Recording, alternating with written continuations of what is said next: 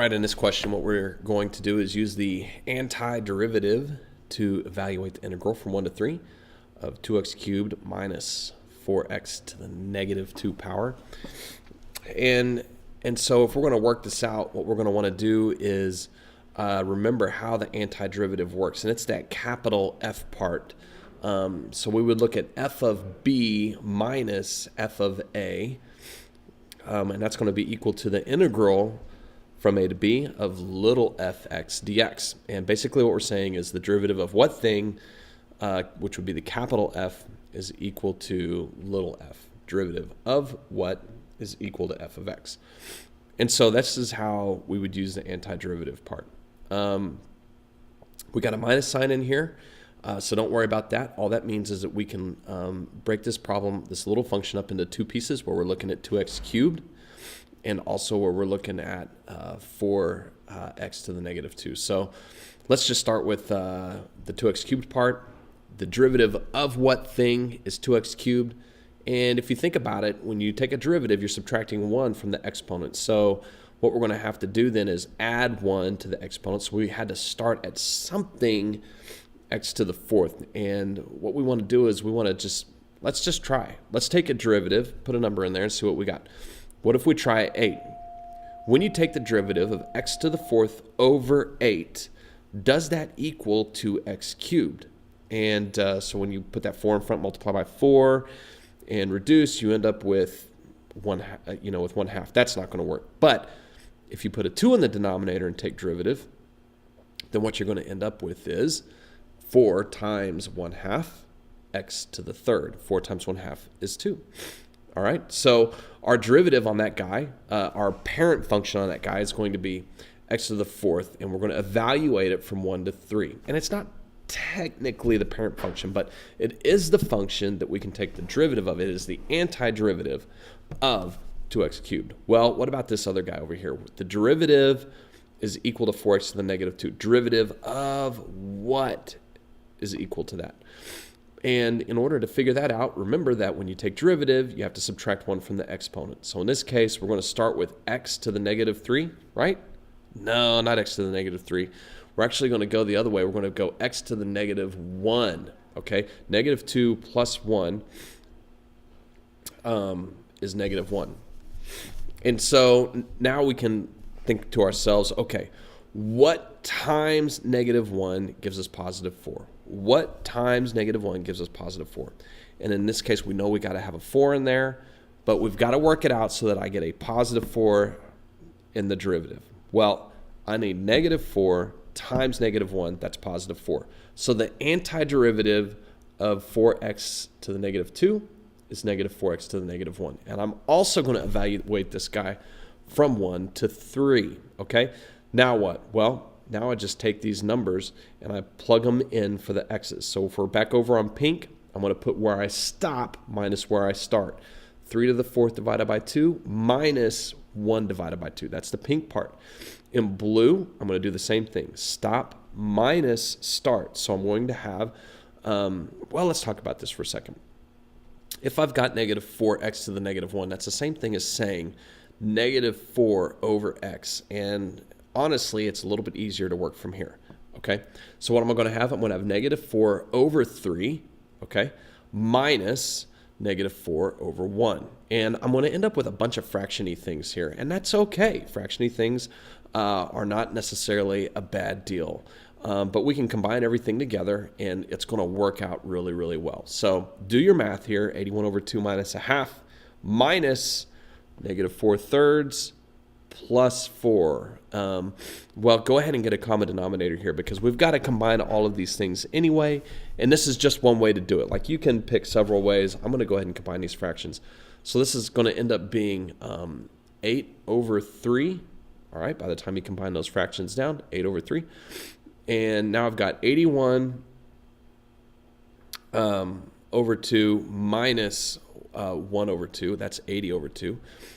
Minus 8/3. So again, common denominator here is going to be, well, it'll be 40, actually. 40 minus 8/3. 40 turns out, if we're going to put that over 3, it's going to be 120. over 3 minus 8 over 3. So there you go. And then when you do this math, make sure you do the math correctly. 120 minus 8 is going to be not 119. Not 119. It's going to end up being 112 over 3.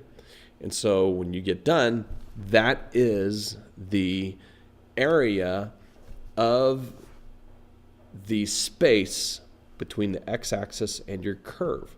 And when you look at the area of the space between the x-axis and your curve, when you evaluate that out, what you're going to end up with is the integral, the definite integral from 1 to 3 of 2x cubed minus 4x to the negative 2.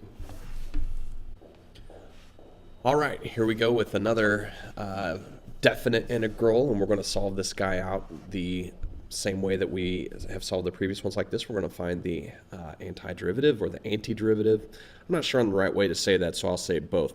And basically, that is the formula that I'm writing down right here, where you've got capital F of B minus capital F of A, which is equal to B over the integral from A to B of little f of x dx. And so what's happening here is we need to figure out the derivative of what is equal to 2x to the negative 4th. And the place where we start is our capital F, and the place where we end is our little f. So we're ending at this derivative, 2x to the negative 4th. Well, remember, when you take derivative, you subtract 1 from the exponent. So I'm going to add 1 to the exponent now. It's going to be x to the negative 3. Negative 4 plus 1 is negative 3. Now, what do I need to multiply by in order to get this derivative to work out? So I just need to have a 2. I need to have a 2 up there.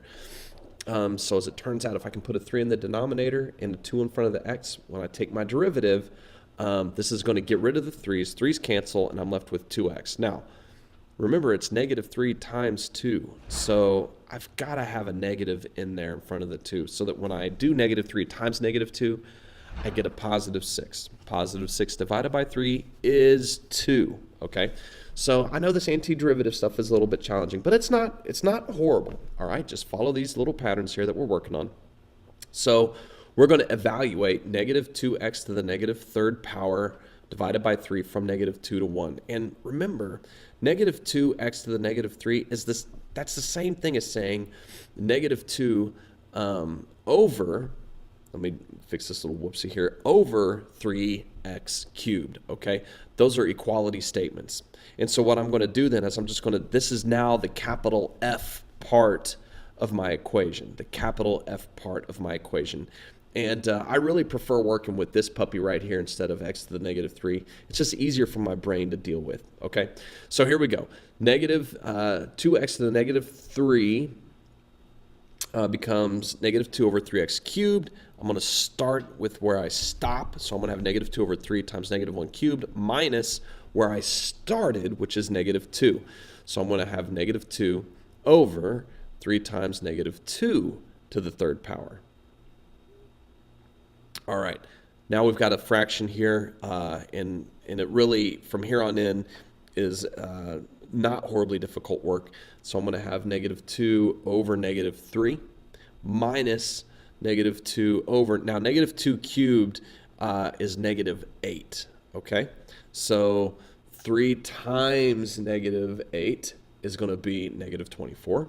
And then I just combine these fractions all the way down. So negative 2/3 becomes 2/3, and then negative 2 divided by negative 24th is 1/12. So there's that guy. I'm going to get a 12 on the left, and in order to do that, I've got to multiply by 4. So I end up with 7/12 as my overall answer. Okay, 8/12 minus 1/12. So there you go. All right, here we go. Finding the average value of 6x to the 5th from negative 3 to 3. Now, it doesn't say that on here, but the directions on your sheet, that's what we're going to do. So what is average value? It's 1 over b minus a times the integral from a to b of fx dx. All right, that's our average value. And so what we need to do is we need to figure out what integral it is that we're working with right now that gives us that information, okay? And we're going to do that by finding, once we find our integral, we're going to evaluate it with antiderivative. So that's going to be capital FB minus capital FA, which is equal to the integral from a to b of little fx dx. Now remember, the capital F's are the function that we start at. The lowercase f is the function that is the derivative, which is inside the integral. So let's set this guy up. We're going to go from 3 minus negative 3, b minus a, times the integral of negative 3 to 3, 6x to the 5th dx, okay? Which is going to be 1/6 times the integral from negative 3 to 3 of 6x to the 5th dx. Okay, now, here's the deal. This 6x to the 5th, okay, that's my derivative. 6x to the 5th is my derivative. Where am I starting? Okay, well, with derivative, we need to subtract 1 when we do the derivative process. So when I go back up to my starter function, my capital F, I'm going to add 1, okay? And then I want to have 6 left over. So if I've got x to the 6th, I need to figure out what can I do so that when I take derivative, I have 6 x to the 5th as my final answer. And it turns out that, I'm looking at this 6 over 6 right here, but hey, guess what? All I need is just that one thing. I just need x to the 6th. Take derivative of that, and you get 6x to the 5th, okay? So what am I going to do? I'm going to take 1/6 times, and then I'm going to evaluate x to the 6th from negative 3 to 3, okay? And when we do this, pay attention to your minus signs and all that, because some very interesting things are going to happen. So here we go. X to the 6th becomes 3 to the 6th minus negative 3 to the 6th. Now here's where the minus signs come into play. Negative 3 to the 6th is going to be a positive number. Negative 3 to the 6th is going to be a positive number. 3 to the 6th is going to be a positive number. So I'm going to end up with a number minus itself. Now, if you want to run over here to the side and punch all that stuff in real quick, not a problem. Just do it real fast. 3 to the 6th power. It's going to be some big number. Negative 3 to the 6th power. It's going to be that same big number, okay? And we're going to add those together or subtract them and multiply it by 1/6. So here we go. 3 to the 6th power is 729. Negative 3 to the 6th power is 729, okay? So I end up with 1/6 times 0, which is 0. And that is the mean value for this particular problem.